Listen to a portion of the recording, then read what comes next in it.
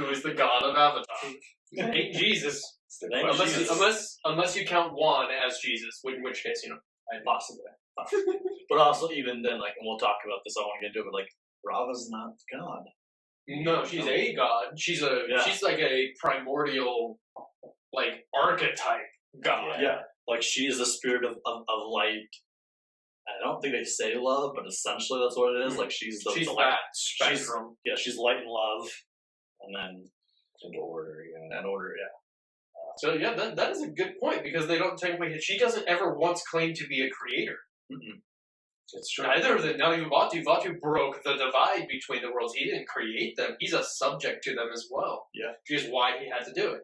Exactly, and then that's interesting. Yeah, and then similarly, I just lost. Oh yeah, but similarly, like the sea turtles, like the sea turtle lions. Like, they're the gifters of the element, and then that's where all civilization was on their backs before the spirit world and the physical world was connected. In order for that to happen as well, that would have meant that the people were there and had full civilization, and then catastrophe with the spirits, and then they moved to the turtles, which means there was a whole race of people that were already there before.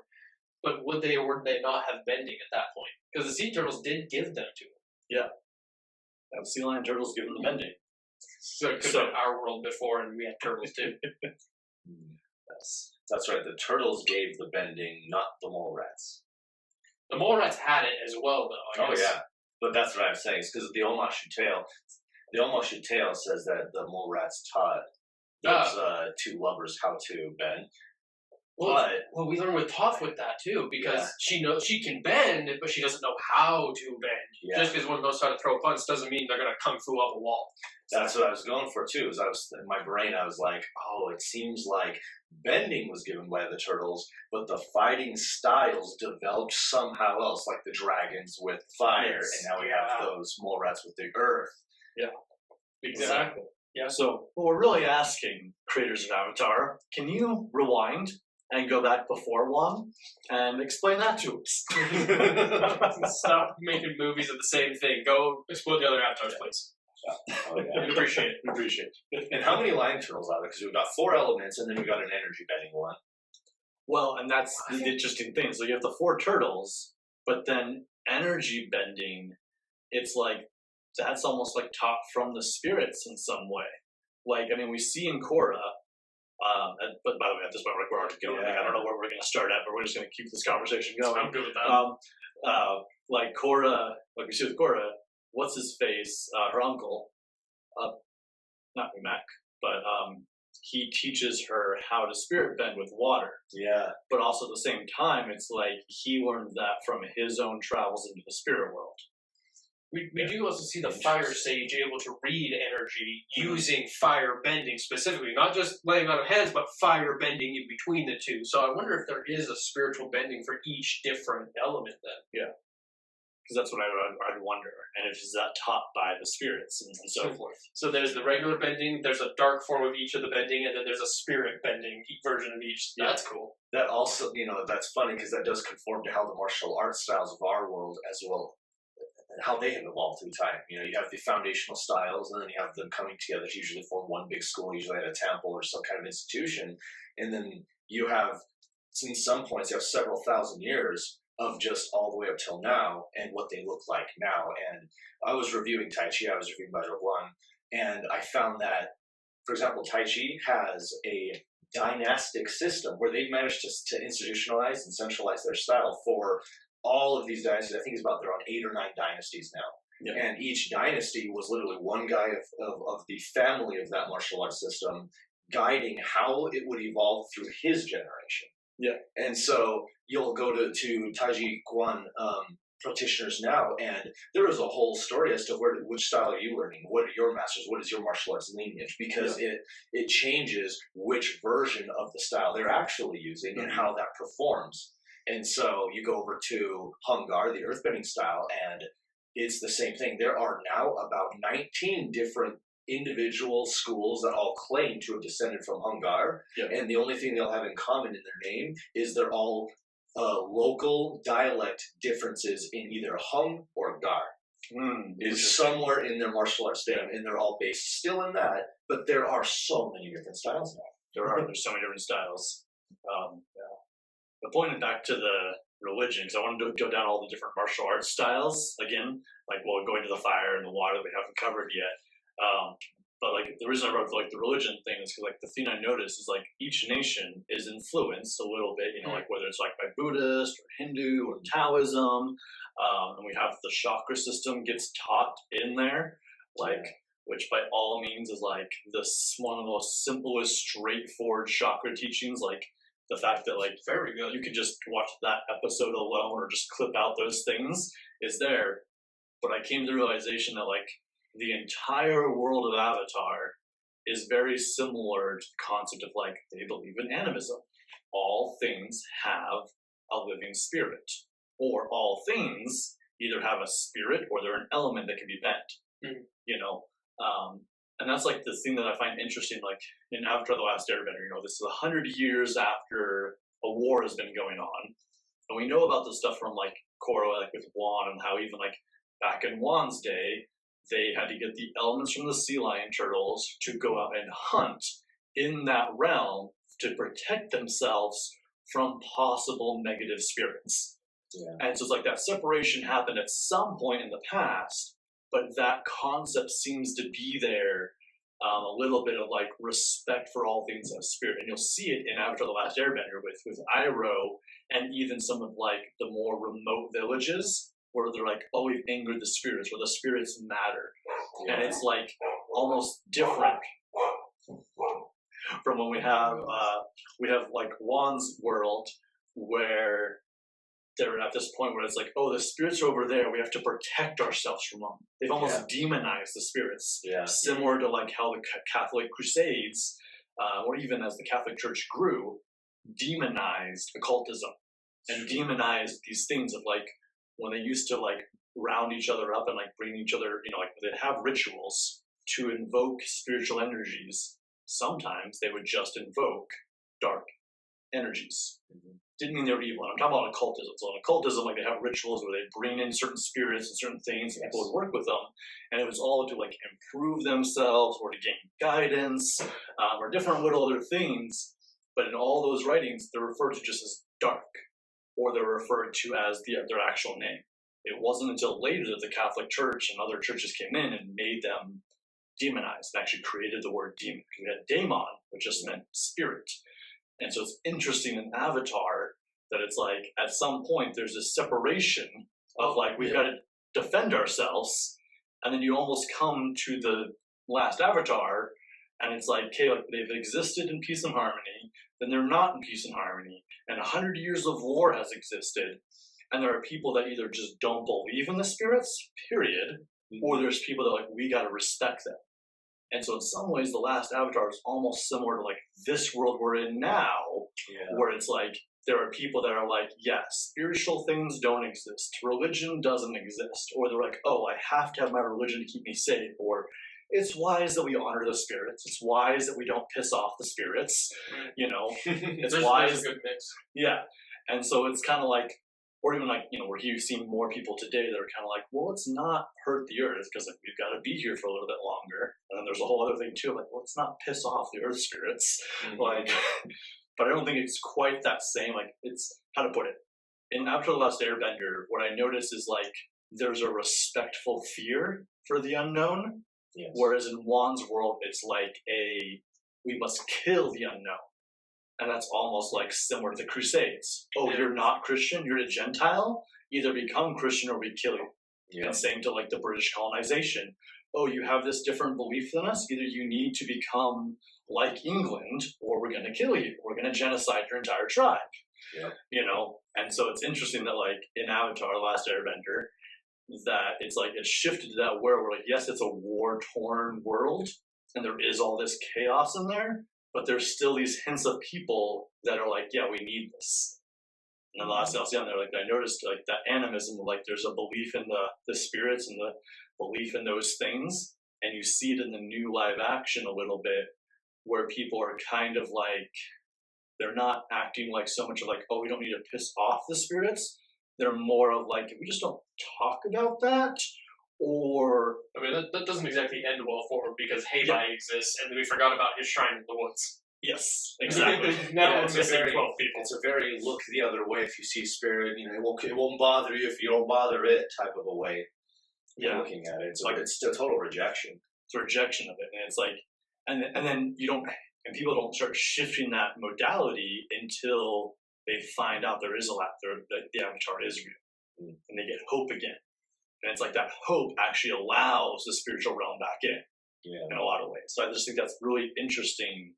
Of like people still, always fight what they don't know, but it's like once there's hope or light, then it's like, well, maybe I'll be a little bit more open-minded.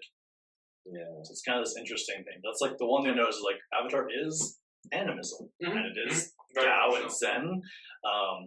It has a lot of Taoist influence. Uncle Arrow quotes the Tao Te Ching like a lot. Yeah.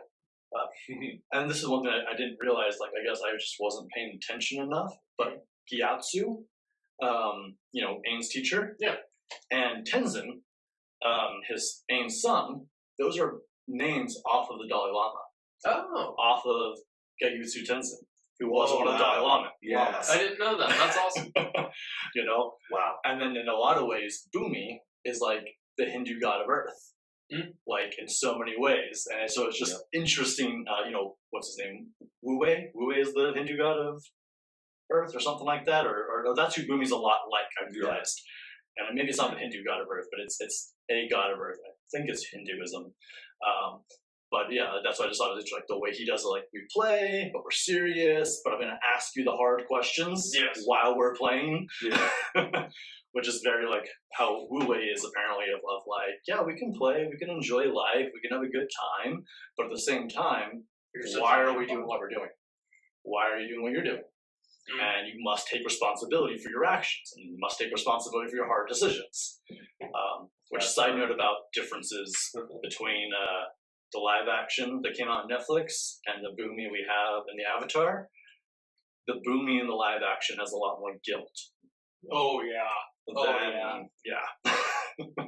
He's much more of the old veteran in the movie, or in the series, I guess. I don't remember which day it was. One of the tours I had like 9 people, and we had this little kid in there, and there was this guy named Major who was like mid-20s, and we're driving back after the tour, and he's like, "What's your favorite cartoon?" To the little kid, and the little kid's name was Isaac, and Isaac's like, "Oh, I like Avatar," and he's like, "Avatar, like the blue one, or like the Last Airbender?" And he's like, "No, the Last Airbender." And so like they just like were talking about it the whole way back, but it was just funny to like, well, the generation will get that Avatar has actually divided. It crossed the chasm. It crossed the chasm, but it's like I'm 34 and I'm into it, and then there's a 20-year-old and he's into it, and then there's like a 10-year-old and he's into it. It's but one then of those that just stuck around. It just stuck around. But then you have like one of my best friends who's like 10 years older than me, who just completely missed all that. Like he missed Pokemon, he missed Avatar. The full thing, because he was graduating high school when I was in elementary school. Yeah, Pokemon was for kids. Yeah, it was for kids, And so there's that funny little thing of like just that little gap where it's like, but in a lot of ways, Avatar has this 20-year bracket audience. That's just going to keep going. It's going to keep going, especially as the new movies come out and so forth. I do love, by the way, I want to point this out real quick. I do love that we do have to clarify Avatar the blue people or the good one. Yeah. Like that's how it always is. The Last Airbender. We say its full title even. Avatar the Last Airbender. And this is about Avatar the Last Airbender, but one thing I'll say about the other Avatar movies, I think they're great, amazing action movies. But there is this one little spiritual thing I have an issue with, where it's like, in the first movie, it's like, okay, we got to get rid of the bad people, and so the whole planet comes alive and kind of like helps out and attacks. And it's like, okay, do we really end war with more war? And then you see in the second movie, they just kind of double down on that. I never saw the second one yet. Was it worth the watch? It's worth the watch. It's worth the watch. You'll enjoy it. There's lots of hidden things. So it's cinematically glorious. It's cinematically glorious. Great story, great action movie.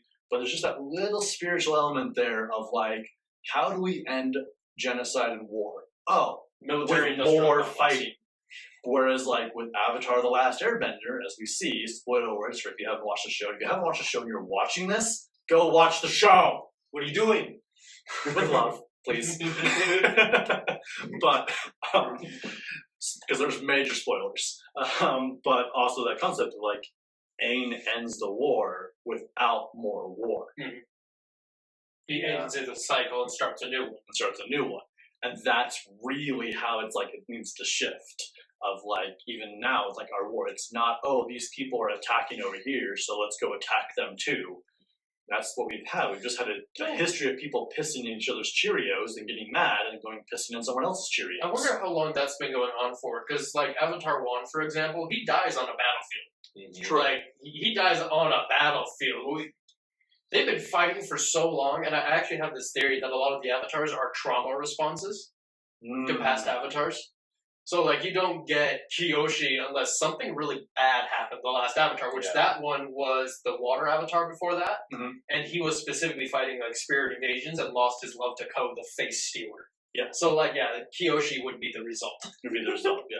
I totally follow that because you go back to 1 and he not only left that life after that battle, he died on the battlefield, but when he's talking to Robin, his last words are even very, he knows that even though this battle ended and he's dying and there's no one left alive on the battlefield, the war he's in the middle of isn't over. The conflict hasn't ended. He did not finish his job and he's remorseful that he's dying and his time is done, and yet the work isn't done. And so if you follow karma, that his very next incarnation really would be immediately born in to try and finish that fight that his last incarnation left in the middle of. And that fight would have never ended, because the fight is, how do you resolve difference? How do you resolve willful misunderstanding and an unwillingness to clarify that up? You get people that become drunk on their rage, drunk on their trauma, drunk on being a victim. Yeah. And once people are drunk on those things, it becomes almost impossible to convince them to come back, like with Ozai. Very, very much impossible to convince them, hey man, just peace, just give all the land back. No way, no how, never. Like what Iroh said, this man sees things in victory or defeat, that's it. If he's not winning, he's losing, and he can't have that. Yep. And so people who are literally stuck in that vicious cycle, there's very little hope for them. And Aang's answer was the right answer. Remove him from the power he was capable of abusing. Yes. And it's a perfect solution. It's a perfect solution. And then it's like, and obviously, you read the comics and so forth, it's like the resolution of like 100-year war ends, but there's still misunderstandings. And there's still conflicts that happen. And that's what's interesting. There's still conflicts. I got an example, like just to mention, like, Nuttuck you talked about. I mean, that's not his name. That's who Bolin plays in the thing. I was like, that sounds familiar. Yeah, that's who Bolin plays in the flight. But no, the waterbender that was the Avatar. His story goes too that like we don't learn that he fought dark spirits until the new Netflix live action. Yeah, that's a new thing. That's a newer thing, but I haven't finished all of the in between comic books, so I wonder if it's in there too a little bit. So is the new series canon? Well, technically no. And the reason I'm saying that is because the creators left in the middle of its production because they didn't like some of the things Netflix was doing. Mainly sticking the owl spirit of the library in the middle of the spirit realm when he's going to go save. Really? So these little things like that. So the creators actually left in the production of. So we're not getting a season 2, and if we do, no, we are getting a season 2. It's just going to be from the same people that continue to write it as it is. Because they've already cast off. Yeah, that's true. They did tease that. Yeah, I mean, way before as it was going, they've already cast off. They've already recorded stuff for season 2. Like when this season 1 came out, they're already recording for season 2. It's like with the Marvel Cinematic Universe. Like it's happening, it's moving forward. Whether one movie flops, the rest are still happening. Whether this character or that character gets altered, it's for the main continuity to make more sense with the new current version of the story. So I like to think about it. If there's ever a live action adaptation to anything, there's always going to be differences, and so it's always going to be an alternate universe every single time. Exactly. Yeah, I don't agree with that as a filmmaking process, though, I'll be honest. Because, like, when I read a good book, and if I want to see that on a screen, I just want to see the book on screen. I don't want to see a new version of it. I don't give a crap about that. I want the good stuff. The good stuff, yeah. But that being said, it's like, had you not known anything about it, because like my best friend Drew, he's 50 something, Mhm. and he's never watched the Avatar cartoons, Last Oh, Airbender and cartoons. he loved the Yeah, live action he- Netflix series. He loved the live action Netflix series, Mhm. and he was like, yeah, the other Avatar Netflix, the other Avatar live action that came out beforehand, like you guys don't like and we don't talk about. He's like, I thought that was an okay movie. Yeah, on its own. On its own, if you don't know the stuff behind it. But he's like, but then the Netflix one came out, and he's like, yeah, I can see why we don't talk about that. Still that. So like, it's like kind of the funny thing. And copper, silver, and gold. One of these things is not like the other. Not like the other. Yes, exactly. But yeah, so like that's kind of that interesting thing there, and like we know we're gonna get some movies from the actual creators that are coming down the line, and like. They've teased that, but it's like it's not. It's going to be Team Avatar essentially. One of them is about Team Avatar. I think they're in their prime. I would love to see that. Because they adult Team Avatar going. Like I don't think they're quite adult because Aang doesn't have his little beard. Okay. But he's definitely 6 feet tall. Like he's no longer 13. Yeah, he's no longer 13, so it's like probably like late teens. Yeah. So it's after he's actually so he's a young adult instead of a young kid. But it's probably him after he's actually mastered all the elements. So it probably is his prime. Oh, that's gonna be cool. But one thing I wanted to say back to like how the avatars might be a trauma response, like a reincarnation coming back. It triggered this thought of me of like from Dolores Cannon's work. So Dolores Cannon talks about that at some point, like the whole thing is that Earth was doing some not so great things, and essentially when we were letting off atomic bombs and so forth, and then when we tested the atomic bomb, we actually shot it into the ozone layer to like see and so forth. And so when we were doing that, there was apparently was a call from the higher, like the higher selves of the people on the planet. Yeah. And the Earth itself called out to the grander universe and was like, I need help. If I'm going to pull off this global consciousness shift, I need help. And so there was a call out for people to come in and reincarnate. And so she talks about there's waves of people. Like, so the first wave came in the late 40s. And then the second wave was like in the 70s, and then the third wave was in the 80s, the 90s, and like I don't know what wave we're up to now because it's supposed to be like these big things, but that's also where the term like indigo child, rainbow child, crystal child, they're all the same. They're just different waves of beings coming in to incarnate to help the global consciousness go along to improve. And she actually talks about like the first wave that came in, it was so hard, the world was so not ready to change. A lot of them suicided out, knowing that they would come back in the second wave. Like, and it's not like the person that suicided out was like, I'm consciously choosing to come back as a reincarnation, but it was that like the higher soul was like, it's okay, you're this depressed. It's okay, you're going through this heaviness. Because we know that, like, you know, we'll come back in the 60s. That's the working of karma. We make and unmake karma. We make unmade karma, you know, so like it continues going on. And so it's like, in a lot of ways, the avatar cycle is a representation of that Dolores Cannon material of beings reincarnating to make a difference in the planet. And by that same right, the avatar is reincarnating to make a difference in the planet, to essentially help the whatever planet they're on to have its own global consciousness raising. You know, they don't word it that way in Avatar, but it's essentially what's happening is each avatar makes the world better in some version, or not tries to, does their best to. But like if we were to follow, like we don't know, you know, we have Juan, and then the next one we know about is the air nomad that's a female. And like she has a little book out there too that I haven't read yet, or I'm like I'll have to look that one up. Yeah, it came out at the same time like the Kyoshi once did, but she is there, and so I don't know her whole life story, but like really we only have her. We have one full cycle, and that's all we really know about, and then we have the beginning of the next cycle with Aang and Korra. So we have like, you know, air, earth, water, fire, and then we have air and water again. And that's all we really have to that point. And so it's like we really only have 8 avatars we get to look at. And one of them is the first one. And then the other one's the most recent, or quote unquote, could possibly, not the last one. The last of that line. Last of that line. Yeah. And so we have Aang, who's the last reincarnation of like, has all of it. And then Korra kind of starts this new reincarnation system that's going on. You know, because whoever's after her can't access Aang and the other ones. It should only be able to access Korra going forward. That's it. Mhm. Yeah. And so it's this interesting thing. Like, I would love to see how the world actually changed along the way, because what we do know of from her, and then you go into the water airbenders guys, like the world was a little bit more peaceful after her, from what we know, and that's why he was drinking all the time and was playing all the time and was a much more playful avatar. Yeah. And if you add in the fact that he might have been working in the spirit world a lot and like healing dark spirits, that makes more sense why he would be playing and getting drunk on this side. Yes. Because like even for myself, This is a paradise out here. it's a paradise. Like, whoa.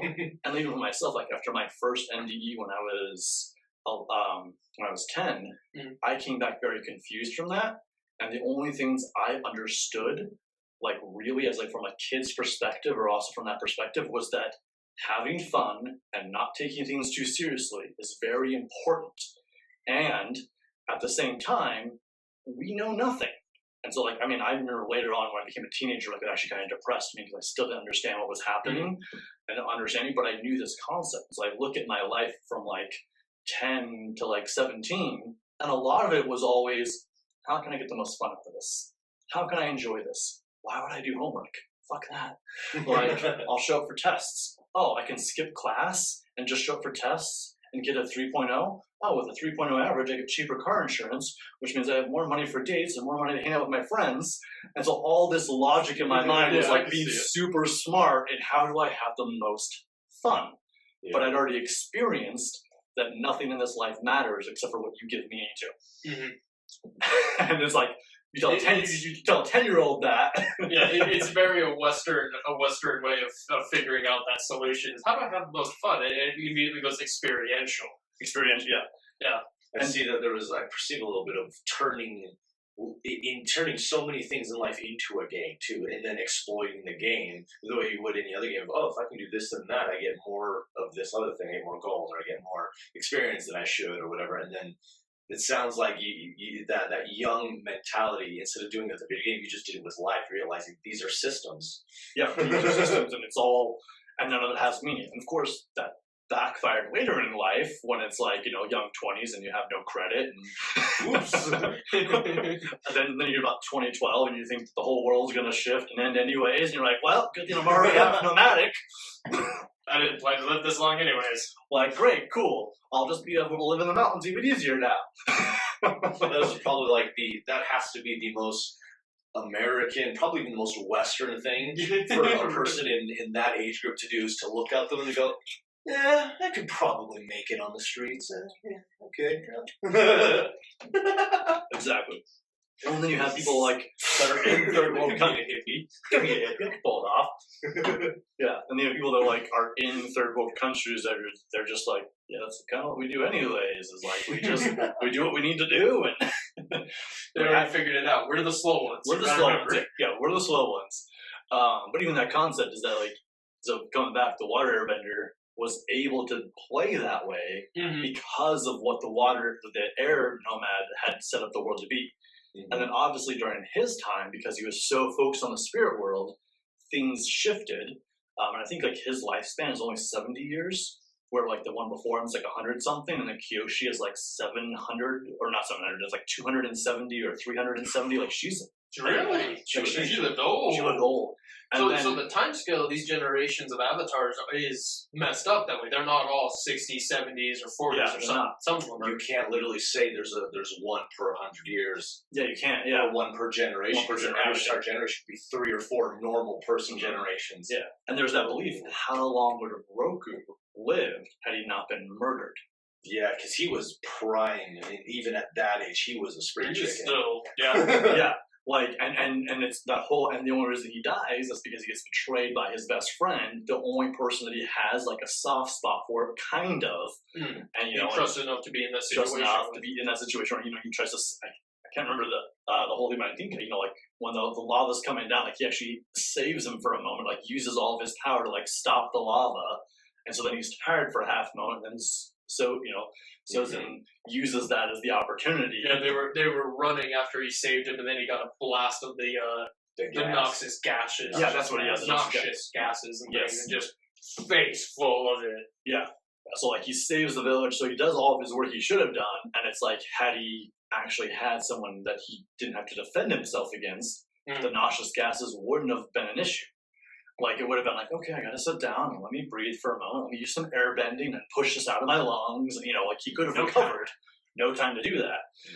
So it's like we don't know how long Roku would have lived, and then we don't know how Aang died. At least I don't know how Aang died, but I've heard different theories that it was like some kind of something he picked up along the way, and it was like similar like heart disease or some kind of like something that killed him. Like, he dies of natural causes, but at the same time, the world is set up enough of a way that it's not like someone comes and kills him. Yeah, he's created a peaceful realm for him to live out his days. I think I've talked about this with one of my friends, might have been you, where we theorized maybe it was the lightning bolt they took from Missoula. Maybe that it would have caused damage. Shortened his lifespan considerably because his scar goes through both ends. Yeah, both ends. It's and his foot too. It goes. Yeah, I mean you see the bolt through him, and then it's out his foot, and and so there's an interesting thing that it's like we don't know like per se, if that hadn't happened, how long he would have lived, and you see the difference between him and Korra. Is he's living in a world where the world needs the Avatar in order to shift. Korra's living in a world where she has to figure out where is the Avatar's place. Does the world even need an Avatar anymore? Which is completely different from where Wan was, where it's like, obviously, yes, the world needs an Avatar, Wan. Like, obviously, somebody needs to bring balance to whatever dystopia has happened here, where the spirits are divided, and there's this, and there's all this animosity. So that's why always my curiosity is like, how did like the world actually improve? Aang figured it out because Aang was the first one to create more than a 4-nation system. He created a 5-nation system, and that's what created balance. Was now instead of just 2 on 2, it reminds me a lot of Europe hegemony, where you have certain great empires that can just even each other out, and if anyone starts to ally up too much, another empire enters in and it evens out. But with 5. Now it's always going to be uneven, which means politically there's no more reason for the 5 nation to assault because they'll be against 3 others now. Exactly. If you have a constant stalemate, eventually both sides pull out their guns and shoot each other. But if you have an uneven side, then you have I've heard people argue about this in politics for this whole representation. We need a third political party under that argument that, well, it will always break the tie. But that also means that you can kind of manipulate that same system. So having 5, though, means that you have the 4 elements that are always going to drop on their perspective. But that 5th perspective offers a pseudo quasi 4 elements combined with a non-bender perspective, too. Mm-hmm. And that's as balanced, I think, that world it's could a 5-5. Yeah. Exactly, because there is the non-benders as well. And that's the whole thing, too. I wonder sometimes, it's like, within people that cannot bend, is it similar to, like, people that, like for example, like I know how to transcendental meditate, I know how to do breath work, I know how to drum journey. Those are all ways into transcendental experiences. But there are some people that, like, they just don't really pick up transcendental meditation. Like, they just, there's a blockage there where they just can't get into a transcendental state with it. But they can with breath work, but they can't with drums. And so it's kind of like, I'm not saying like they can't, it's just they take them more practice. Yeah. So I kind of wonder a little bit, this is just my theory, are the non-benders actually non-benders? Or is there like emotional mental blocks where it's like, just because the first time you tried, an adult told you you're not a bender? Whoa, that makes me think of in Korra when the spirits were integrating with their civilization, people started gaining the shift happened around the globe, and a lot of people gained bending. Is some mental block was removed by the fact that spirits were now present. It could have been a mental block. or may not mental or emotional block, but a spiritual block, because it could have just spiritually bent them. As it were. The 2 worlds were separated, now they weren't. Balance thus being achieved. And so then there's no longer that gap. Like, before we started this, I was talking a little bit about, like, I used the word veil. I was like, oh, teachers on this side of the veil of the living. I was like, why am I even using the word veil? Like, I don't believe there's a veil in between the spirit world and the physical world. Or like, the spiritual world is here. Mm-hmm. Just because we can't be aware of it doesn't mean it's not there. You know, Microwaves don't exist. They can't cook my food. yeah, I can't see them. yes, I can't see them. Yeah, exactly. That's a really good one. That's a really good one. Well, it's a great example of Great frequency existing in the same space as physical objects. Same for radio and things. Yes, exactly. Like, just I can't see doesn't mean it's not there. And so I wonder if it's like once that separation wasn't there yet, like I said, it's spirit. Like it was some sort of like spirit block, and so maybe there's that concept too, you know. And we see it with Zahir when the things flip. And of course, there's this whole fan theory that Zahir actually probably trained under Aang because he would have been alive when Aang was alive. There's he was one of the temple monks. Yeah, there's all the there's all the air acolytes, but they're not called air nomads because they can't airbend. Yeah. But at the same time, when we see all these other people start to bend, Zahir's the only one that almost comes out immediately a master. Immediately knows how to use airbending. Immediately, like Yeah. And so it's like he's done all the spiritual work, and the only thing that needed to shift was the global consciousness that the physical and spirit world are separate. Because once the global consciousness votes, it shifts. Which is interesting then too, because it means that bending is a natural state for humanity in this universe. Because it being knocked out of balance and then knocked back in means that they were always meant to be airbenders, or those are probably reincarnated airbenders from the temple then too. Possibly, yeah. I can see that definitely. You know, that could be the thing. Could be a thing. Well, and it's the same concept, like a little bit. And this is getting really esoteric there, but it's like the way we show up in this world so much is because we, as a global consciousness, have agreed to certain things. Like, it sounds funny, but it's like we've globally agreed that we need air to exist in this 3D reality. I don't know if we all globally chose a different way, that we'd all like not be able to like not need air. I'm not saying like stop breathing, everyone. I'm actually a fish in disguise, so yeah. It's like I'm not saying everyone needs to become a breatharian either. You know, like they just have to eat food. But it's even like something like we're working on like of this course of like with Carl Jung's like 12 archetypes. Well, Carl Jung talks about those archetypes only exist because as a global consciousness, these are the 12 archetypes we show up as. And once we're aware of these archetypes, we can flip them. And that's why there's like the shadow side of them too. Like example, like you have the archetype of the lover, the shadow side is the whore. You have the trickster, and the shadow side of it is the prankster. Yeah. And so it's like these little things where it's like we're actually, a lot of us are showing up in the shadow 12, and once we're aware of that, we can be in the positive 12. But once the global consciousness all agrees a little bit, those 12 archetypes might completely shatter and become something completely different. And so it's like once we globally consciously agree to something, so something in our world that's maybe a little bit more tangible is the 4-minute mile. So the 4-minute mile was deemed impossible. Oh yes, I've heard of this. Until one person broke the 4-minute mile. And then a few months later, someone else made it even faster. And now you have high school students that like the average state champion runner is running like a 3.5-minute mile or a 3-minute mile. It's a high school. Set the standard going forward. But it couldn't happen until global consciousness got around, until the word got around, hey, this guy broke the 4-minute mile. Then pop, pop, pop, pop, pop, pop, pop. Fast forward, I don't even think it's like 50 years, I think it's like 30 years. It's just people wouldn't try then, huh? Yeah, and it was just that, this is now possible. Same with the aircraft. Whoa. The Wright brothers, when they first flew the plane, they were told, you can only do that close to the ocean and with that kind of wind draft. So then they went inland and did it again. And then shortly after that, they're not the first air company. They're not the first ones to be like, we have airplanes for commercial use. No, they're just the ones that figured it out. They're the ones that popped the global consciousness and say, this is possible. And then we go, it's possible. Look at that. We're even seeing it now with the AI world. Like AI that came out, in November 2022 versus like where we are now with AI, it's like it's quite different. It's been a quantum leap over just this last year alone. Which there's a lot of new stuff with that in NVIDIA right now. That's very exciting. It's very exciting. It's like that, but none of that was possible until we believed it was possible. Until we took it out of the sci-fi world and put it here.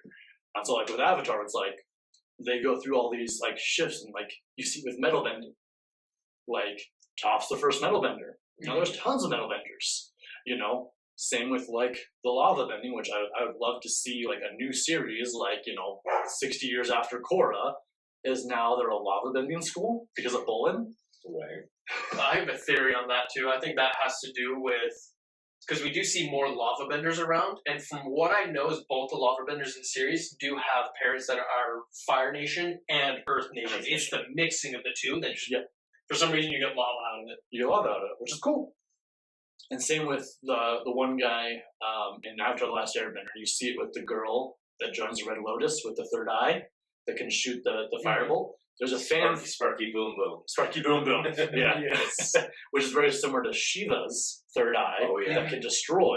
The little tattoo even looks almost exactly like Shiva's. It's the 3 lines and everything. Yeah. And so it's like, there's a fan theory that similar to how like Zahir might have been like an airbender, like acolyte, that she was somehow like a fire sage acolyte and then turned dark. So in order to open that eye and be able to shoot like that, there's some kind of I've heard that there's a village or something, like a specific village that they teach that alone. I can't remember if that's accurate lore. I've heard the same thing, so it might be. What I was going to say was, if you watch those scenes with the first Sparky Boom Boom guy and the second girl, they both do some intense breath work right as they fire that every single time. And it's once you notice it, it's obvious. They all go in everything, and it's just like, oh, very interesting. It's martial arts. Well, and I could be wrong on this, but like when he does it, it's almost like a double inhale because, like, I mean, you see him inhale with his mouth and then with his nose. It's kind of like, which is all, and then it fires. Yep. Which in the shamanic breath work is 2 inhales and then 2 exhales. So it's a. So you're fully in and then really get in, and then you're out, really get out. This is super nerdy, but I'm like, martial arts in me is just like, oh, I'll bet he even like exhales through his nose when he shoots it, and then the rest afterwards. Then the explosion. Yeah. Holy shit. So I just had this realization, like, when you said that, that's the same way, like, when you hunt and fire a gun. It's, you aim, take the inhale, hold, fire, and you let out half, pull the trigger, let out the other half. It's very similar. It's so cool. Spark boom. Sparky boom boom. Yes, the power of gun. Wow. But then that also made me just like to tie that in. It's like military teaches that, as you guys know, like to shoot, but like that originally came from hunters who were much more connected to the earth and like figuring out how to like take the animal's life with the most precise shot to not have to track blood, but also we want this animal without hurting it. Yeah, as much as possible. Whether you guys fully believe that fur traders cared about the animal, they did. That's their life source. Like not all of them may have been like, oh, I love animals so much, I want to respect you the same way that the Native Americans did. But a lot of fur traders spent so much time in the wilderness, they had Native friends, and they learned a newer respect. Oh, yeah. And we saw that in Utah actually. A little bit, just like quick history on the Utes here. The Utes dealt with 3 different white people. The Spaniards, the fur traders, and the Mormons. They were accepting of the Mormons because they thought the Mormons were going to leave like the fur traders did. And they thought that the Mormons were going to be like the fur traders and like accept because the fur traders would come, they would trade furs, they would hunt with them, then they would leave for a season, and they wouldn't hunt in sacred lands. They tried to work with the Utes. And when the Spaniards came, they tried to enslave the Utes, and then the Utes broke free and stole their horses. And all the horses that we have in the U.S. are really because of the Utes and the Lakota stealing the Spaniards. We got a few wild herds down south too that I'll drive by every now and then when I go into St. George. That's pretty sweet. They're beautiful, beautiful. Yeah. There's even a tour that goes out that way, and they tell you it's like a 6-hour tour or a 7-hour tour, and they drop you off in a spot and come back and get you in 7 hours because they know the horses are going to come by through that field sometime during the day. Sometime between like 9 a.m. and sunset, they're showing up. But horses don't exactly go, it's 10 p.m. We must be to the field. Exactly. They don't have that kind of clock. They don't have that kind of clock. But speaking of clocks, too, do we see clocks in Legend of Korra? I can't recall. Because in Avatar, they use the... I think what we see is it's the Mechanist answer to that. the candle with powder stuck to it so that it pops every now and then. I think we do see a couple of those, but they're like in the background and stuff. But yeah, I don't remember any actual clocks. Yeah, like I'm just realizing that now. Like I know when like Aang, they're never worried about time, but I don't remember ever seeing anyone in Legend of Korra either being like, oh yeah, I was supposed to meet so and so at 5 p.m. They must all still just go off of daylight. So it's still almost an agrarian society's understanding of time still. It makes sense because So what's the most industrialization happened quick. what's the most industrialization you see? It's like either a firebender in their home nation, and it's not like factory industrialization. It's more like modern infrastructure. And then when you go over to like that one temple that the inventor was upgrading, the same thing. That's the most industry you see, but that's him trying to create these little nodes of production. And so you don't really see much of that mass industrialization. Yeah. Republic City almost reminds me of Japan in a certain way after the revolution and then just quick industrialization. But it's kind of like that. They're missing clocks. They're missing certain things that came with industrialization, but not because they didn't need it, just because they never thought of it that way. Yeah.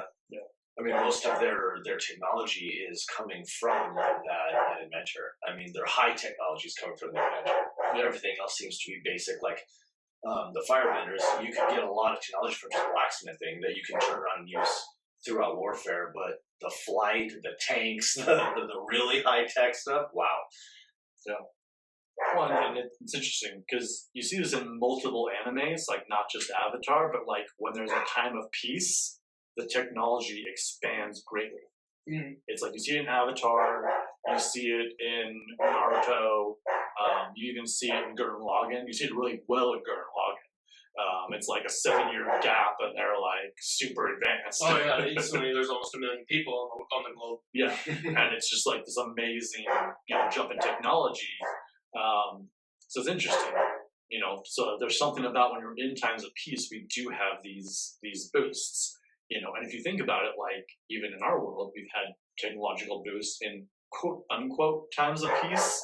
Like if you think about the end of the last World War, before we get up to the Gulf War, it's like we go from like very simple vehicles to DOS and Mac.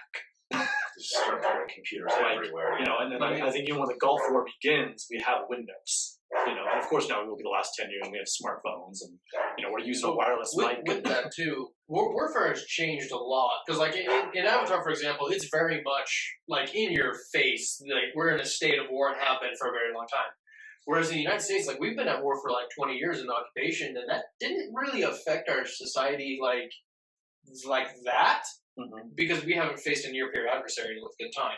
Yeah, but I definitely see how technology stagnated in Avatar because of the war, because everything did just stop and redirect towards warfare effort. But because it's bending, all they did was take away all the masters. I guess, how do I put this? With martial arts, you get mastery over thought more than you would as a random just person. That's the Air Acolyte, for example, understands how to think, how to use, meditate, that kind of stuff more. If all of their efforts are being put towards warfare, then they're only going to advance in warfare. So it makes sense to me, is what I'm saying. Yeah. I was noticing while you were saying that, the Fire Nation, when Aang and the rest of the Team Avatar go to the Fire Nation, they see how average life is for those people.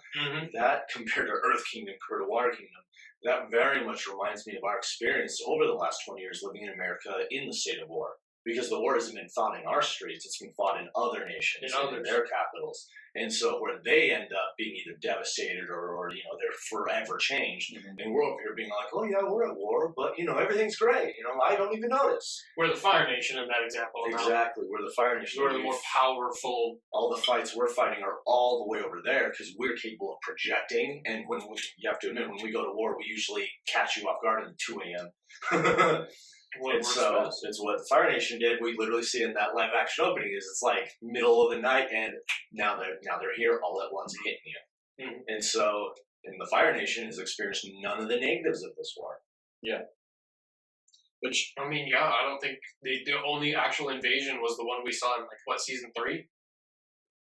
Like that's the only attempt to invade the Fire Nation during that whole war, if I remember. Yeah, and it wasn't even like, let's invade the whole country. It was this one point, let's strike them here. Mm-hmm. Well, yeah, It was a decapitating shot. a decapitating shot. Well, I mean, like we see in season 3, Ozai's plan is to burn the whole Earth and come back as the Phoenix Emperor, and he's going to start in the Earth Kingdom because at that point they technically have control of the Earth Kingdom. And it starts going through, and like we do see this in the live action where we see Ozai mention that the attack that General Zhao or Admiral Zhao leads on the Proper titles. Because he would care. He would. Goes to attack the North Water tribe. He mentions that was a deploy to have Azula go conquer Amashu. Well, they conquer Amashu in the anime too. They just don't directly say that the North was a diversion for that to happen. Like they don't talk about this like whole material tragedy, but that essentially that's what happened. While Aang and all of them are up there, Amashu gets conquered, still by like Azula and like the Fire Nation, That is the thing. The Fire Nation is very good at diversionary tactics. Yeah, because that was the thing too in the series. Is oh no, the Earth Kingdom knows our plans to attack, but they're not for them. That was for the Airbenders. Mm-hmm. Whereas now they're going after the Water Tribe, but not really. They're going after Amashu. They're using a very similar tactic that seems to work quite well. Quite well for them. And again, it's that imbalance where it's because the separation has happened so much that by time they're doing this attack on the North Tribe, it's not like the North Tribe is talking to the Earth Kingdom anymore. No, they're isolated as hell. Yeah, which is always something that I would love to know is where did that point come? It's like when the Fire Nation attacked. At what point did the Earth Kingdom and the Water stop talking to each other? Well, I don't think they ever really had. Well, because Aang mentions series, that they're all blended, like that you could travel from nation to nation and you go different places. That probably ended with the Airbenders getting genocided, because that can kind of make you stay in your homes. But the Earth Kingdom, for example, the Earth King didn't know there was a war. The Dai Li were keeping that whole thing secret, so he had no idea his family's been at war for 100 years, even. Yeah. Which means his dynasty didn't even know. Yeah. Well, and I wonder, at what point then, because blocking information can simply be just one generation or two generations. So it's it's his father could have had it blocked from him, and then of course when he was born, you never know. Or it could have been several generations. So it's at some point the Dai Li and everyone starts kind of keeping it from that. He's just a figurehead, but that's really taking advantage of a warlike situation. Mm-hmm. And also at some point too, it's I wonder when that shift happens, because Iroh spends 600 days or something like that sieging Ba Sing Se, and it's are you telling me that for 2 years that there were massive amount of soldiers being killed on the wall and a battle going on outside the walls, that the kingdom really didn't know that far in?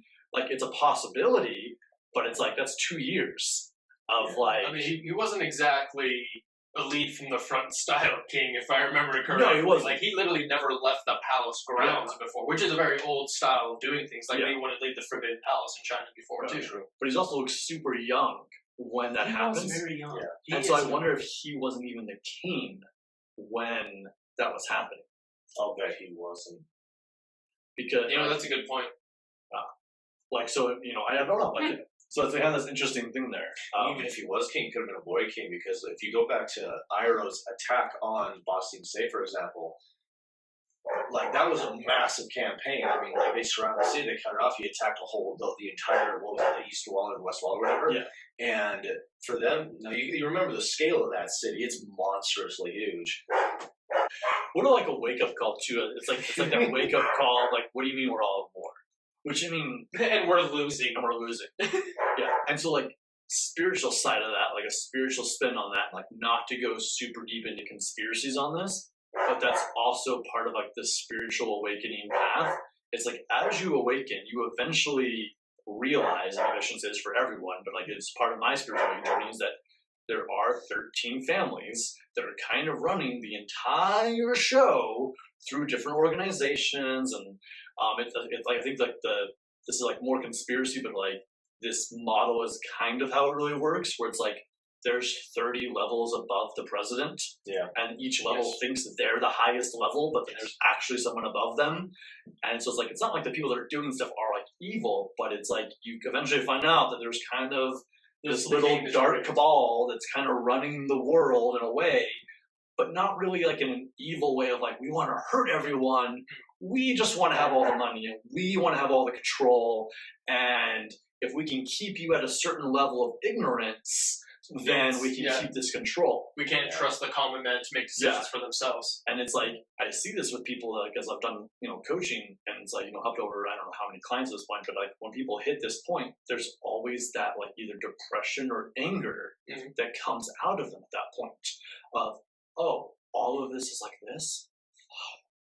Or I'm going to fight it. I'm going to become an actor, and it's like, and I think that's all beautiful and good, but it's essentially like, I just didn't realize like, that's actually what happens with the Earth King.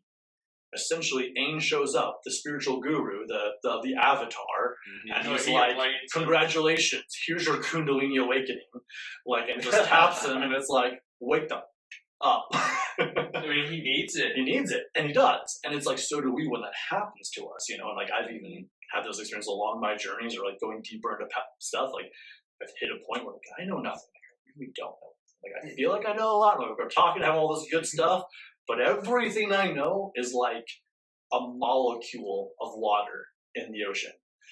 Like what you know, what you don't know, what you don't know, you don't know. And it's so much bigger. So much bigger. And I used to think that it, like, of course, was like what I don't know that I don't know was like probably 90% out there. And then, like, the stuff I know that I don't know was like, 10, 9%. You got a good handle on the universe, right? And it's like, what I do know, I know like 1%. Like, that's kind of what I thought. Like, I thought I knew like 1%. It's like, okay, there's like a good 10% I don't know. And then, of course, there's stuff I don't even know I don't know. But it's like scaled to humanity's perspective the whole time. That's what it is. And I'm just telling this out into the world, like whether it's for this video or for all the phones that are listening, that if the algorithm out there can influence somebody, I would love to see Uncle Iroh's journey into the spirit world. Yes. Yeah. All of them. All of them. You know he went multiple times. Yeah, exactly. They mentioned it a little bit. It's like after his son, but I'm also, there's kind of this point for me that's like, okay, if harmonic convergence only happens so often, Iroh didn't walk through a portal into the spirit world. And obviously Unak and Zahir can get into the spirit world through meditation. So, and Iroh didn't kill the last dragon. He went and worked with the Sun Warriors.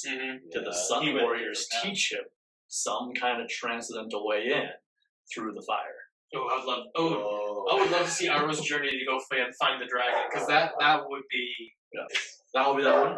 Cool, awesome. Thank you guys. Peace, love, namaste.